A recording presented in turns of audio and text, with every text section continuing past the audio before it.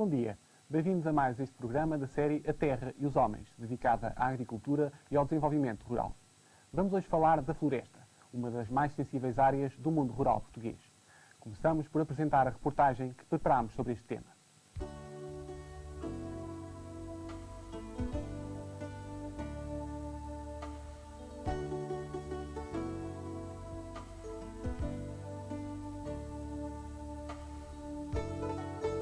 A floresta é o recurso natural renovável mais importante de Portugal, cobrindo 36% do território do continente. As indústrias baseadas na floresta são responsáveis por cerca de 12% do PIB industrial, 11% do total das exportações e 9% do emprego na indústria. Contudo, os problemas florestais têm pouca importância nas agendas políticas. A maior parte das discussões centram-se nos fogos florestais e nos problemas do eucalipto, em vez de se concentrarem no verdadeiro problema que são a insuficiente oferta de quase todas as espécies de madeira para a indústria e a ausência de uma gestão profissional, na maioria da propriedade florestal privada. A presente situação indicia para o futuro um verdadeiro risco de colapso na atividade industrial se não ocorrerem alterações imediatas. Foi assim que a Monitor Company, sob a direção de Michael Porter, iniciou o capítulo sobre o setor florestal do seu famoso relatório sobre a competitividade em Portugal.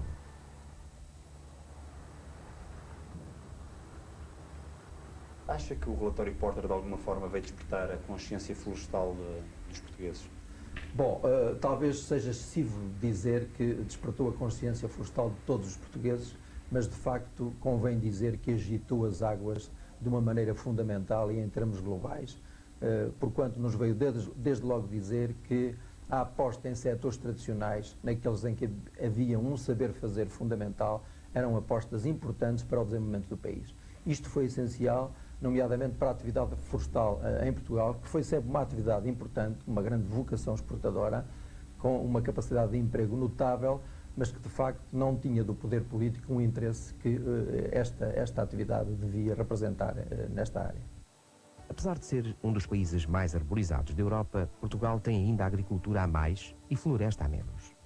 De facto, a agricultura, propriamente dita, ocupa atualmente cerca de 4 milhões de hectares, quando, segundo os especialistas, os solos que lhe são favoráveis não ultrapassam os 2 milhões e 400 mil hectares. Ao contrário, a floresta ocupa cerca de 3 milhões e 200 mil hectares, embora existam cerca de 5 milhões e 500 mil hectares que lhe são propícios. Apesar deste grande potencial de crescimento, a floresta é já responsável anualmente por um valor acrescentado no setor primário que ultrapassa os 120 milhões de contos. Por outro lado, na indústria florestal, o valor acrescentado é superior a 200 milhões de contos, gerados em cerca de 9 mil empresas com mais de 50 mil trabalhadores. Em 1994, as exportações de produtos oriundos da floresta atingiram 334 milhões de contos, tendo o saldo líquido do comércio externo atingido 173 milhões de contos.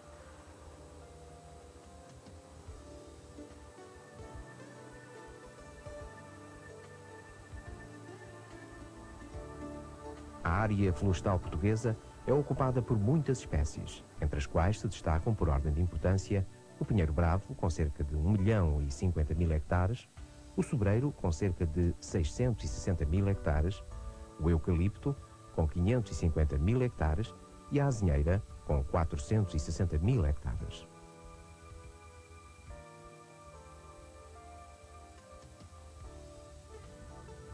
A distribuição dos povoamentos florestais faz-se por quase todo o território nacional. As maiores taxas de arborização verificam-se nos distritos de Setúbal, Coimbra, Aveiro, Évora, Leiria, Castelo Branco e Viseu. O pinheiro concentra-se sobretudo na faixa litoral do centro e sul do país. O sobreiro e a azinheira, sobretudo a sul do Tejo. O eucalipto distribui-se por todo o país, à exceção dos distritos da Guarda, Vila Real, Bragança e Viana do Castelo, exatamente onde ainda existem extensões significativas de carvalhos e castanheiros.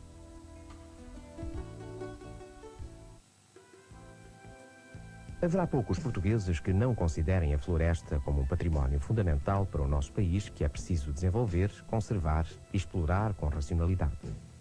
Quase todos os especialistas defendem um desenvolvimento sustentável do conjunto do setor florestal, desde a produção até à transformação, expressão da moda que significa um desenvolvimento viável e durável, e defendem o seu caráter estratégico para o desenvolvimento global do país.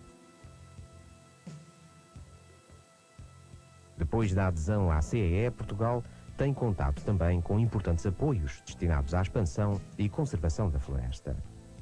A que se deverá então o aparente insucesso dos esforços desenvolvidos até aqui? Os ritmos de crescimento são escassos e o maior consumidor das nossas florestas é o fogo, que dizima anualmente muitas dezenas de milhares de hectares. Várias razões têm vindo a ser apontadas pelas organizações da produção e da indústria com interesse no setor.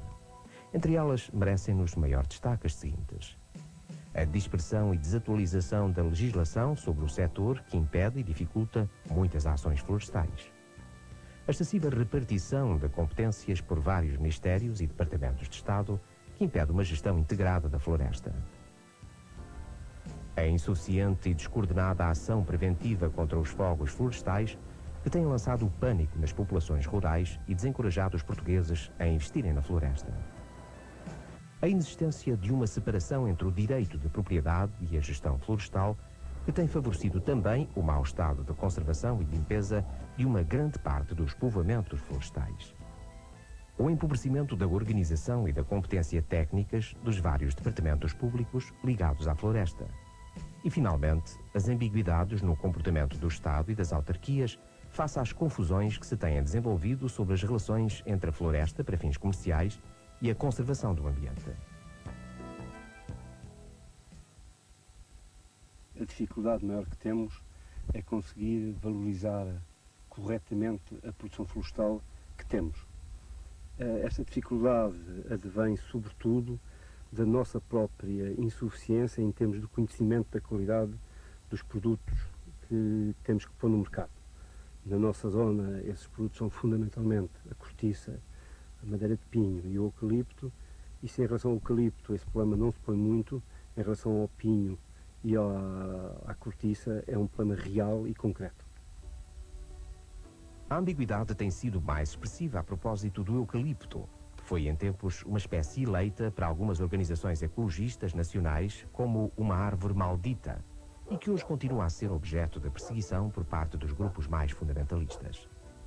Apesar de inexistência de bases científicas que o permitam demonstrar, e apesar do eucalipto estar instalado em Portugal há mais de um século, ele tem sido acusado, com exagero, de secar as fontes, esterilizar os solos, impedir a diversidade biológica e contribuir para a desertificação de muitas das nossas regiões. Naturalmente que o eucalipto, como aliás todas as outras espécies florestais, não deve ser instalado em condições e locais tecnicamente desaconselhados, em condições e locais em que a água seja mais necessária para outros fins.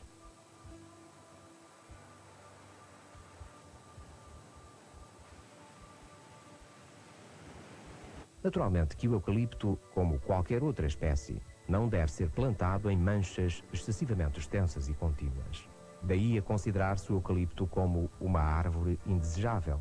Parece-nos um exagero sem fundamento, mas cujas implicações económicas e sociais para o país estão longe de ser pequenas.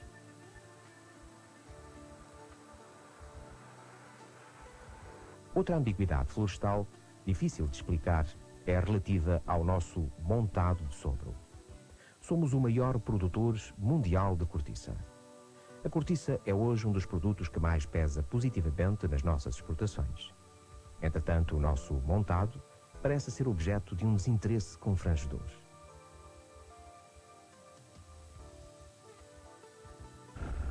Finalmente, os fogos florestais são uma espécie de febre de verão que nos ataca todos os anos com regularidade e violência, e da qual muita gente se esquece logo que o outono aparece. Custa acreditar que não nos seja possível diminuir as consequências desse flagelo anual que nos destrói as florestas e a vontade de florestar. Custa acreditar que com uma legislação adequada e com a utilização de todos os meios de prevenção ao nosso alcance, não sejamos capazes de reduzir os fogos florestais à expressão da exceção que nunca deveriam ter deixado de ser.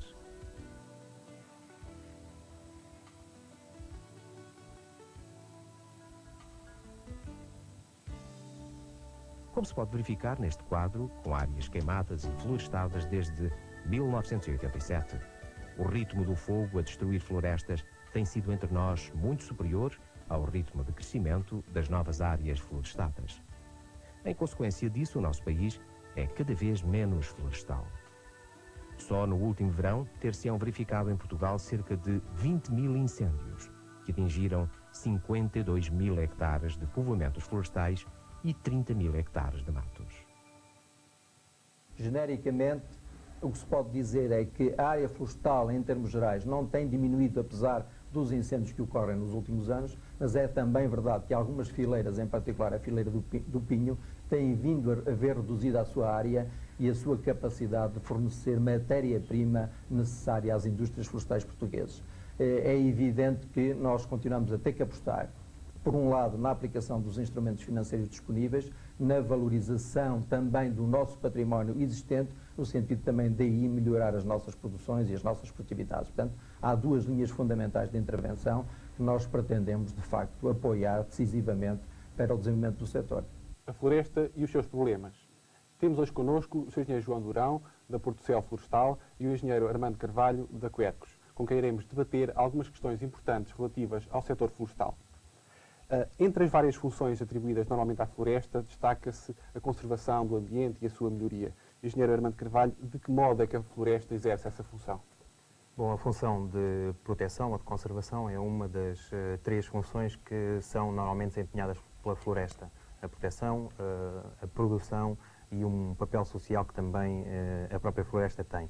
No tocante à função de proteção, ela é essencial sobre um fator que é extremamente importante também para a produção, isto é, o solo.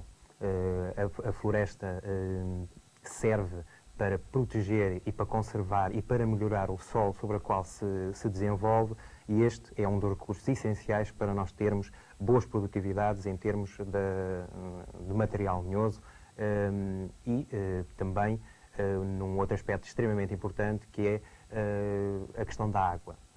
O solo é importante e a floresta são importantes para a infiltração da água, para a preservação do ciclo hidrológico da água, e são estes dois aspectos, dois fatores para os quais a floresta contribui decisivamente. Simultaneamente também ao nível, em termos de área de conservação, ao nível da biodiversidade, ao nível dos seres florísticos ou da fauna que nela existem, e também um papel extremamente importante em termos da paisagem que ela própria cria.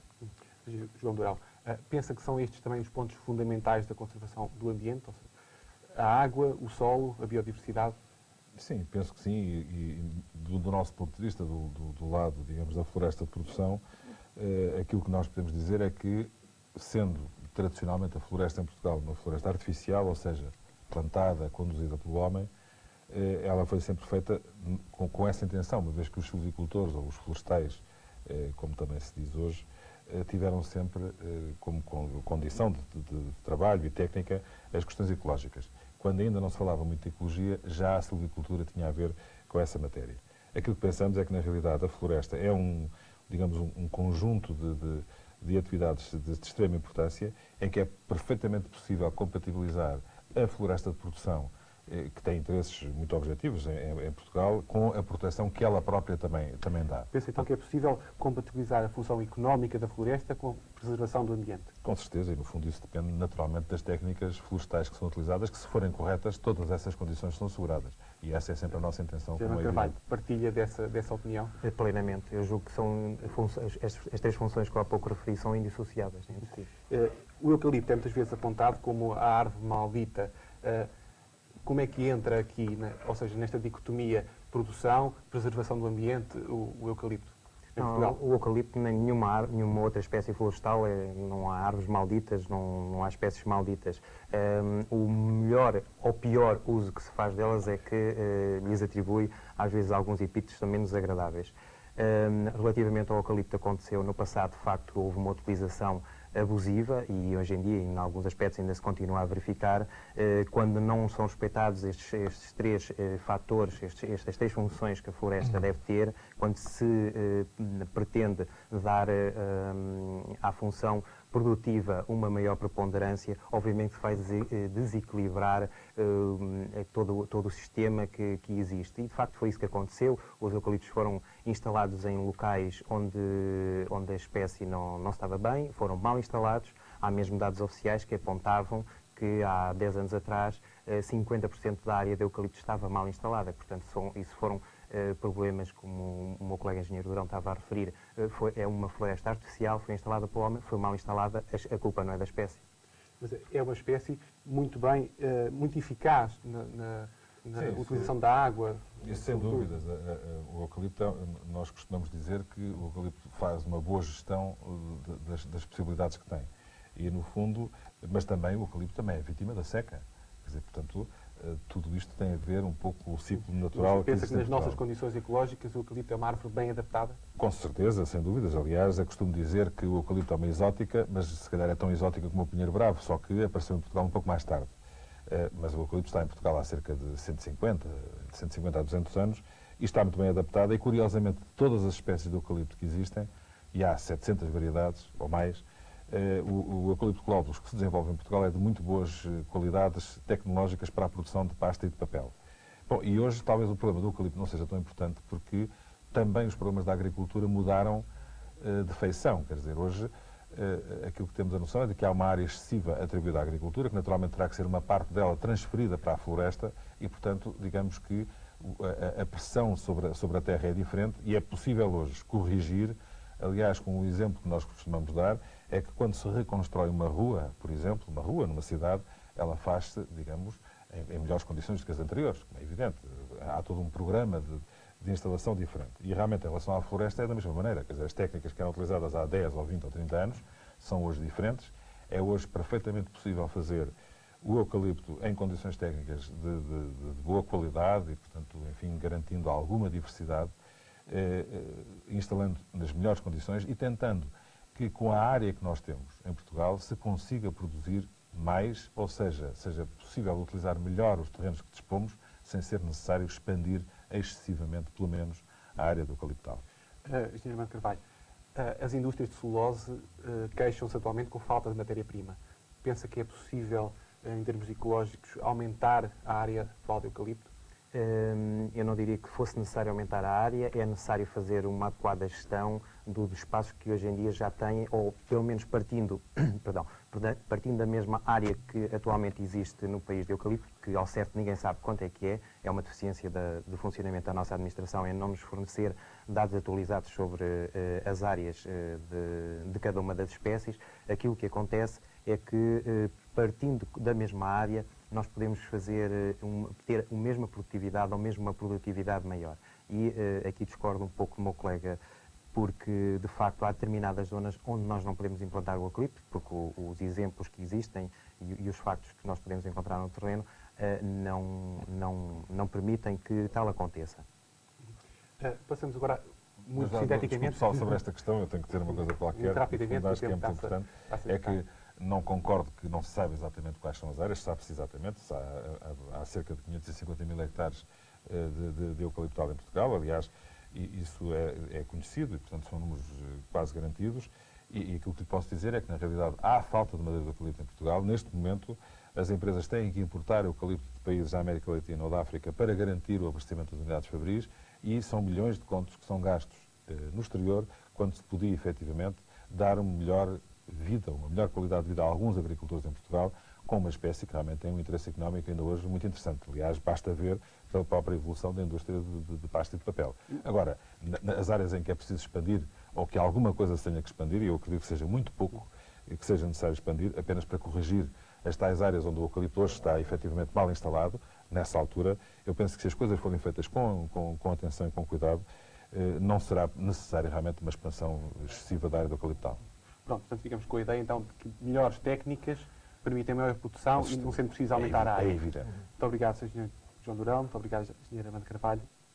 Esta semana voltamos a ter connosco o Engenheiro Finado Pinto, que vai comentar a situação do setor florestal português. A floresta é uma riqueza que o país não pode dispensar, seja em nome de ecologismos quase religiosos, seja em nome da descoordenação da nossa administração, seja em nome das ambiguidades políticas que balançam há demasiados anos sobre o setor. Portugal tem que encontrar soluções práticas e eficazes para defender e expandir a sua floresta. A expansão e a defesa da floresta pode, no seu conjunto e na sua diversidade, constituir um excelente projeto nacional, com a participação ativa dos agentes políticos e dos agentes económicos, com o apoio dos meios de comunicação social. As várias funções da floresta não têm que ser conflituais com o desenvolvimento harmónico de todas as espécies florestais que se dão bem nas nossas condições de solo e clima. Temos espaço para a exploração florestal sem conflito com outras formas de ocupação do território. Temos necessidade urgente de mais e melhores matérias-primas florestais. Temos uma comunidade científica disponível e competente. Temos tecnologia e indústrias habituadas a competir na Europa. Temos mercado no país e na União Europeia. Finalmente apetece perguntar, se temos tudo isto, porque é que não aproveitamos? Será que somos masoquistas? Muito obrigado, Sr. Engenheiro Sinato Pinto. E agora, como habitualmente, algumas informações de interesse para os agricultores. Segundo as últimas estimativas do Instituto Nacional de Estatística relativas ao ano agrícola, a produção de cereais de inverno deverá sofrer uma quebra de cerca de 40%, relativamente à média dos últimos 5 anos. Por outro lado, nos cereais de regadio prevê-se um aumento de 21%, enquanto que a produção de tomate para a indústria deverá também aumentar, mas apenas em 11%. Segundo o INE, prevê-se ainda uma diminuição nas frutas frescas e uma quebra acentuada na produção de amêndoas. Em termos globais, o vinho deverá registrar também uma diminuição de cerca de 15%. Termina no próximo dia 30 de novembro o prazo para a apresentação de candidaturas ao Programa de Desenvolvimento Florestal, que prevê várias medidas de apoio à conservação e expansão da floresta portuguesa. Por hoje é tudo. A Terra e os Homens voltará na próxima semana para falar da vinha e do vinho em Portugal. Tenham um bom domingo e uma boa semana de trabalho.